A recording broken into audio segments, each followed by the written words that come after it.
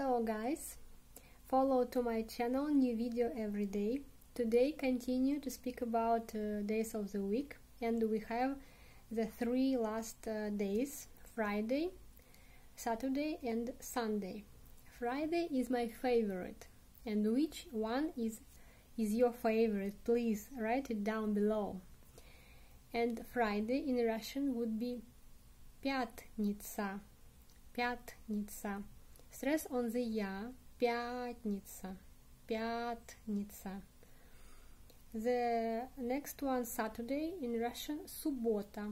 Суббота. Stress on the o. Суббота. Суббота.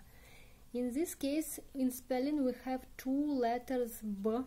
Суббота, but pronounce only one.